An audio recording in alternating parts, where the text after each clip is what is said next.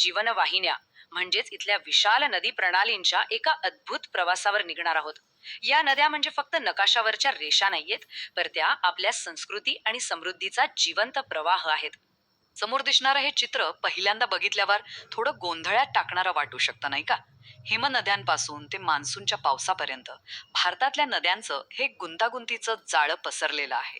पण काळजी करू नका, आपण मिळून हे जाळं एकदम सोप्या पद्धतीने उलगडणार आहोत.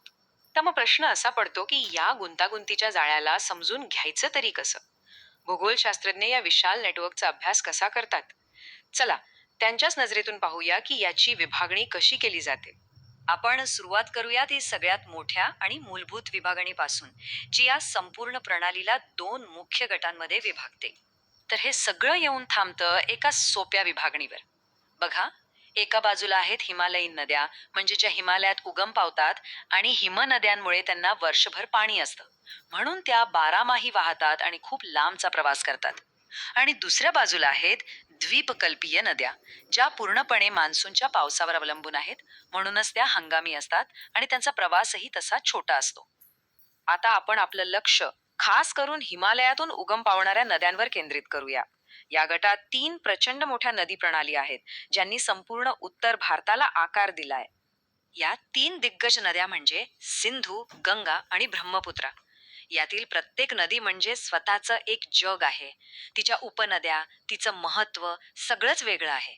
आजच्या आपल्या या प्रवासात आपण यातल्या सिंधू नदी प्रणालीमध्ये जरा खोलवर शिरणार आहोत. चला तर मग सुरू करूया या महान नदीचा प्रवास. सिंधू नदी, जी इतिहास आणि संस्कृती दोन्हीची साक्षीदार आहे. म्हणजे बघा, सिंधू ही फक्त एक नदी नाहीये, तर तिच्या नावाने एका संपूर्ण संस्कृतीला ओळख मिळाली आहे. तिचा उगम आणि तिचा प्रवास खूपच रंजक आहे. सिंधू नदीचा उगम होतो तो थेट तिबेट मधल्या पवित्र कैलास पर्वताजवळ.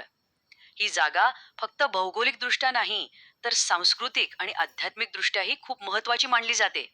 आणि या नदीची भव्यता तिच्या लांबीवरूनच लक्षात येते. तब्बल 2880 किलोमीटरचा हा प्रवास आहे, जो अनेक प्रदेशांना आणि संस्कृतींना जोडतो. कोणतीही मोठी नदी एकटी नसते, तिला अनेक लहान मोठ्या नद्या येऊन मिळतात, ज्यांना आपण उपनद्या म्हणतो. आणि सिंधू नदीचं तर असं एक मोठं उपनद्यांचं कुटुंबच आहे. अभ्यासक या उपनद्यांना दोन मुख्य गटांमध्ये विभागतात. एक म्हणजे डाव्या किनाऱ्यावरून येऊन मिळणाऱ्या नद्या, आणि दुसरी म्हणजे उजव्या किनाऱ्यावरून मिळणाऱ्या. डाव्या किनाऱ्यावरून मिळणाऱ्या या पाच नद्या तर खूपच प्रसिद्ध आहेत. त्यांना एकत्रितपणे पंचनद असं म्हटलं जातं.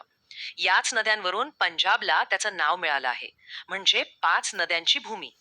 तर दुसरीकडे उजव्या किनाऱ्यावरून श्योक, गिलगिट आणि काबूल सारख्या महत्वाच्या नद्या सिंधूमध्ये विलीन होतात आणि तिच्या प्रवाहाला आणखी विशाल बनवतात.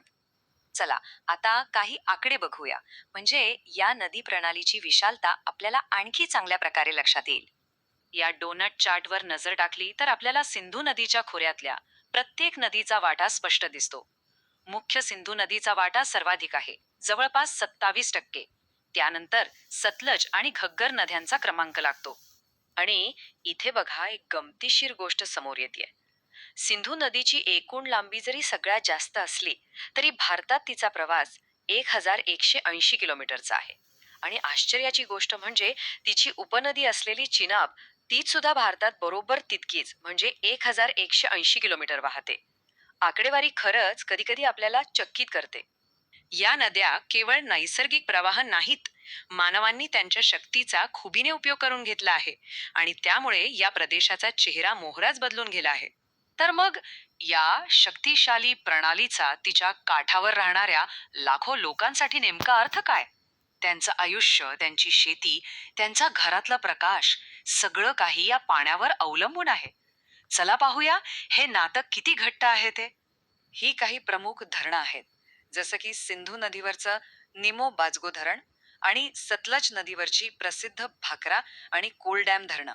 ही धरणं वीज निर्मितीसाठी आणि सिंचनासाठी अत्यंत महत्वाची भूमिका बजावतात. म्हणजे ह्या नद्या फक्त भूगोलाचा भाग नाहीत, तर त्या ह्या प्रदेशाच्या अर्थव्यवस्थेचा आणि जगण्याचा अविभाज्य भाग आहेत. त्या खऱ्या अर्थाने या भूमीच्या जीवनवाहिन्या आहेत. आणि शेवटी एक विचार करायला लावणारा प्रश्न: सिंधू नदी एका देशात उगम पावते आणि दुसऱ्या देशातून वाहते. अशा परिस्थितीत या अमूल्य नैसर्गिक संपत्तीचं वाटप आणि व्यवस्थापन कसं केलं जात असेल, हा एक मोठा आणि महत्वाचा विषय आहे, ज्याबद्दल अधिक जाणून घेण्याची उत्सुकता नक्कीच निर्माण होते.